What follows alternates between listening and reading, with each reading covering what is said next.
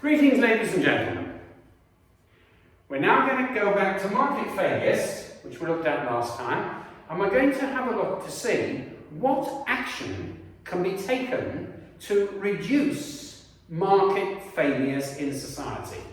As we learned in the last session, if we just relied on the market and there was no such thing as government intervention, there are certain goods and services that would never be produced, like, for example, roads, because they're non-excludable and they're non-rivalrous. And if something is non-rivalrous or non-excluded, then it wouldn't be produced by the market. There are other things that might be produced in too large a quantity, such as junk food, such as alcohol and cigarettes, or there might be certain which are demerit goods, or there might be certain things that will be produced in too small quantities, right, that are desirable, such as education, right, such as medical facilities, and so on. Also, certain things that the market does not take into account, supply and demand, is does the supply of a particular product have effect on third parties, either negative or positive? If it has such an effect on a third party, it's called an externality. And if, for example, a particular activity causes other third parties to suffer, the market fails because it does not compensate the third party. It's not within the market force of supply and demand. So what we're going to look on in this session is government action. What can be taken to remedy the problem? This is going to divide into two parts. The first part, we're going to look at the various remedies that the government can use in order to correct a market failure. Then the second section will look at one or two, we're going to illustrate that with some market failure diagrams, and especially with an eye for the sort of question that the IB normally set. So let's firstly have a look at various ways that government can deal with market failures. The first thing is indirect taxes. Right? Indirect taxes are things like, that get, as we saw in previous sessions, are taxes that are placed on the producer, but the producer attempts to pass them on to the consumer. And as we learned in the previous class, he is more likely to be successful where the product is price inelastic in demand. So that's the first thing. The second thing, right, that's able the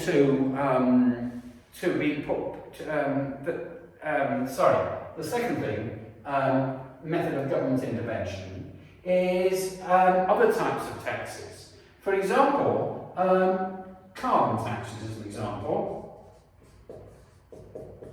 Right, that's an example that this tax is also put on the producer, and they say like this: for every amount of pollution that you actually cause, you will be taxed a certain amount, and that is in order to be able to encourage companies to be able to go about their business and their products with as little pollution as possible.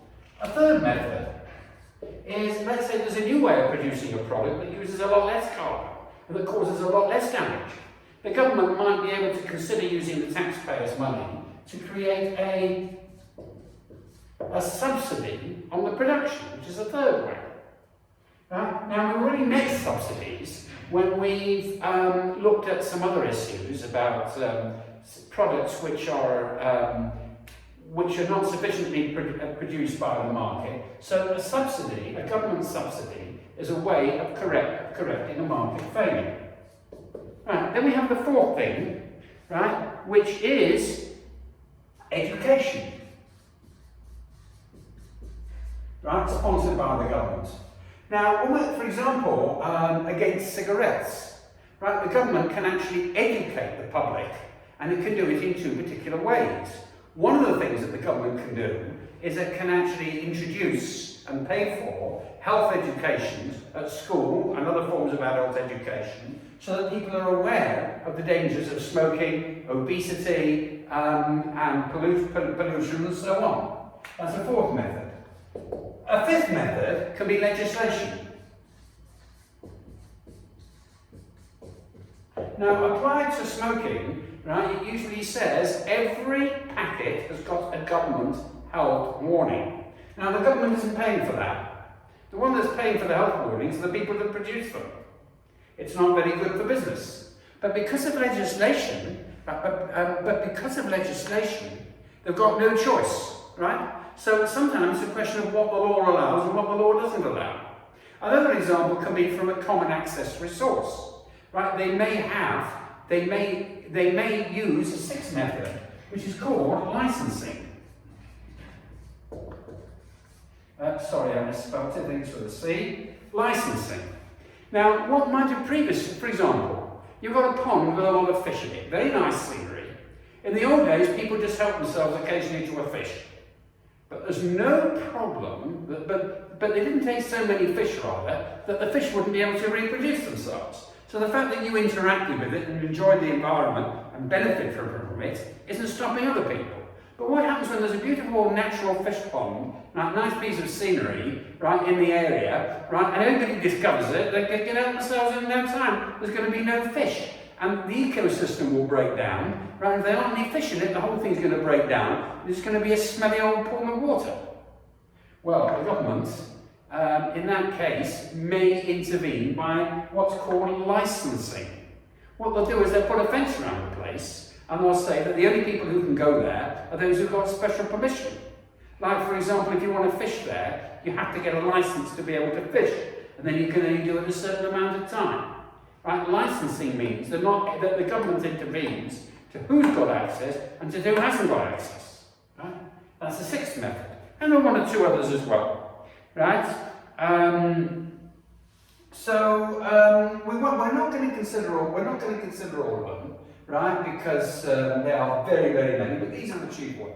Indirect taxes, taxes on pollution, right? Although often firms may take the attitude of, because we make so much profit on what we produce, we're more than happy to pay the fines.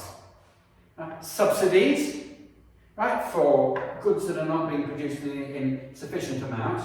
Education, right, like campaigns to be able to get people to follow more healthy habits, right, and put less strains on the hospitals, as well as including improving the welfare of the country. Legislation, various laws about what can be produced and what not can be produced. Another example is various laws restricting access, like alcohol for people underneath the age of 18, or in the United States underneath the age of 21, restricting access to cigarettes and so on, legislation. Interestingly, just one thing you should add for your general knowledge, in Norway there's legislation that if you go into a pub or bar, as far as I know the law is the same, you cannot order a second drink until you finish the first drink.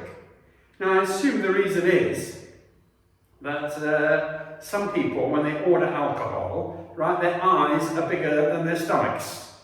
Right, so in order to correct that, there's legislation, even on adults. And then finally, licensing. Licensing means that the government decides who has got permission to be able to access this particular resource and who has not got permission to access that resource, and how much of that resource that you can do it. And that is why the government actually sells licenses. That gets us through the first part of this program, right, of this unit, right? What types of action can the government take? We're now going to look at a little bit more detail. We're going to pick one or two of them, okay? So that we can actually give some examples. Now, you already are familiar with how to draw a market failure diagram, which actually came from the last unit.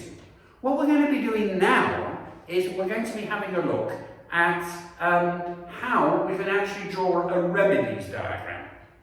One of the mistakes that people do is they try to use one single diagram to show the market failure and to show the possible remedy. It can be done, but there are easier ways. Let's now have a look. Take this off the board. Keep the heading the same. We're going to create let's have a look at the scenario. Let's say that the government is concerned that too many people are smoking. Right? So, what action should the government take? Right?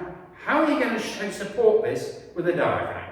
You might say, number one, the government's concerned that there's too much smoking.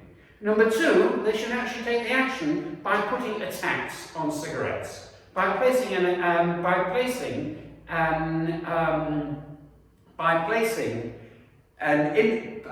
indirect tax on cigarettes. So we've got to do the following. The first thing we've got to do is we have to describe the market failure. Right? We've got to use a diagram for that.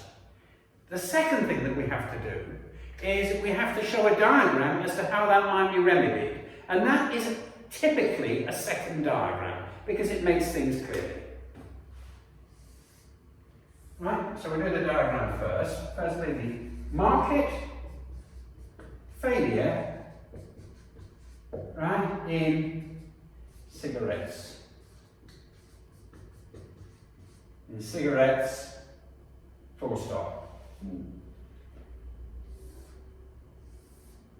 Right, that's the supply curve, which is the marginal private cost, which is to the suppliers who are producing, and this is the demand curve, or the marginal private benefit. There you are, P1, Q1, there's your equilibrium. Now, let's say what is the situation. Where is the problem? Right? Where is the market failure? Is it the market failure at the production level, like producing cigarettes causes pollution? Or is the market failure at the consumption level, at the benefit level, which is that by producing cigarettes you're likely to get lung cancer and it's going to do harm for you physically? And the answer is that let us assume that the main problem is, right, it's a demerit good because of the following. Society suffers. Why does society suffer? Because A, the person that smokes suffers, so therefore it's a demerit good. His lungs are coughing all the way and so on. Right? It's not going to do him any good. He's going to need treatment for it. And the other reason is that people don't like second-hand smoking. People don't like their tax money having to go to, to hospitals to be able to cure other people that wouldn't have been in that situation if they hadn't been more careful, and so on. So we could say it's both a negative externality and it's a demerit good. So therefore, the marginal social benefit is much less than the marginal. Is much less, right, than the marginal private benefit.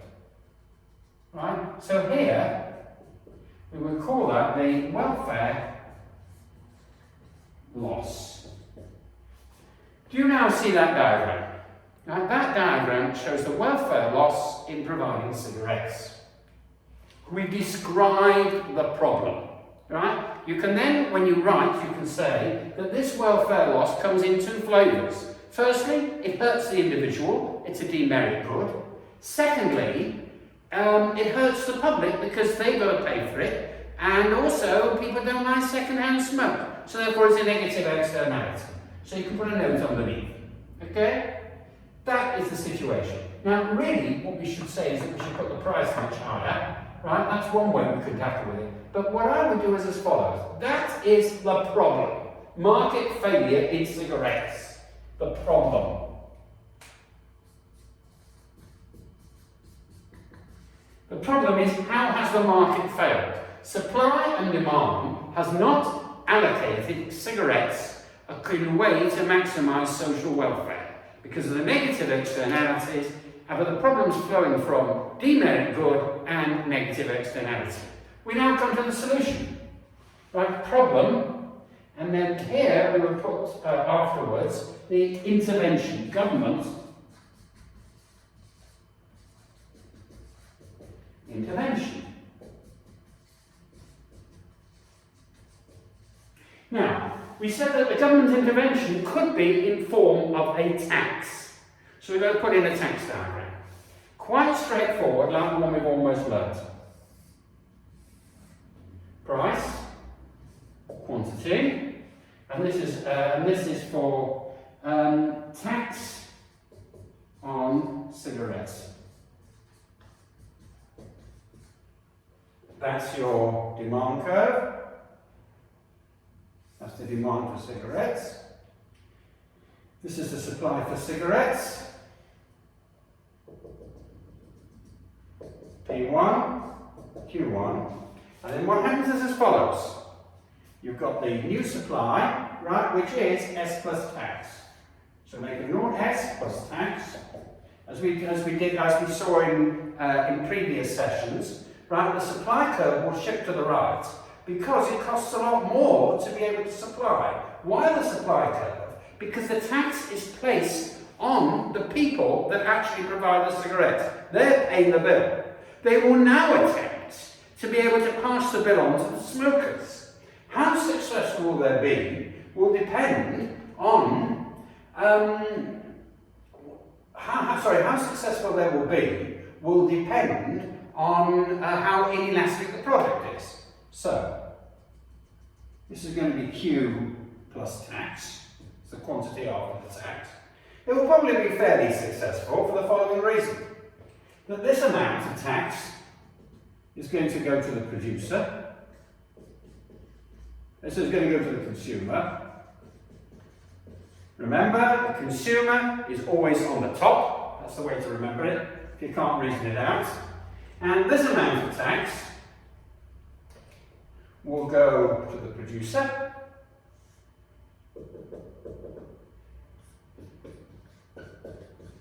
And what's over here will be the deadweight loss. Why is that a deadweight loss? Because the amount from Q1 to Q tax is now no longer being produced. So therefore, as far as goods and services are paid, right, the price is much higher. That way the public suffer. And the amount that's in the market is much less. That way the public suffer. And that together gives you the deadweight loss. So, in other words, when it comes to government action that's taken, the best way to be able to explain it is firstly to explain the problem. The market has failed, and you do that with the market failures diagram, and then you go to the solution. Right? The solution is that you draw a diagram as to how they can actually intervene with the market. And if you have to think about it, and we put a tax, what is actually going to happen is that the welfare loss, to some degree, is going to be checked, and it's going to be less as a result. Okay, ladies and gentlemen.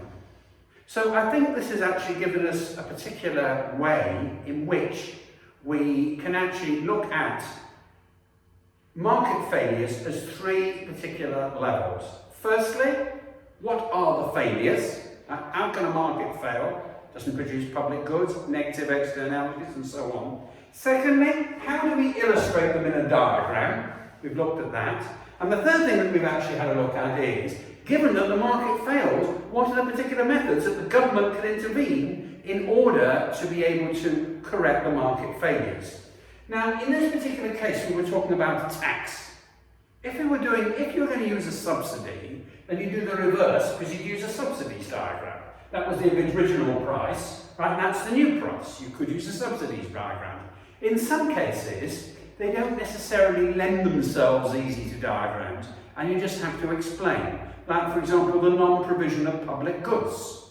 Another example would be that what we're going through today, right? That not enough vaccinations are, that if we just left it to the market, the cost of a vaccination, and let's say Pfizer and the other people who produce the vaccinations, right, could be extremely high. Now, the government can intervene by saying, well, it's free to everybody, we'll pay. Right? The government might even nationalise to some extent, well, they could do. They could theoretically nationalise the entire production and fund the whole thing at the taxpayer. Now, those sorts of things don't necessarily lend themselves to diagrams. Like similarly, licensing, right, doesn't necessarily lend it to a diagram. But what you have to be aware is as follows. There is a market failure. These exist. The market cannot produce, demand and supply does not produce the entire range of goods and services that we have, right? And does not allocate them all the goods and services that we have efficiently. It does allocate falafels efficiently, but it doesn't very well, and hot dogs efficiently, but it doesn't that well allocate things like virus vaccines efficiently. There has to be, right? It fails to do so. By describing that failure, you do it in writing, you use a diagram, and then what you then do is you say, what can the government do? And we looked at the various range of things that the government can do to create a failure, to create a failure, and it is always easiest to show the problem in one diagram, the market failure, and the solution in a second diagram. This was just one type of solution that lent itself to diagrams. Okay, ladies and gentlemen, thanks very much indeed for joining me. And in our next session, we're going to be looking at market failures, right? Shall we say some more offbeat reasons as to why the market fails, such as things like asynchronous information, right? And ways of actually correcting those particular issues. Thank you very much indeed, ladies and gentlemen. Just hold it please.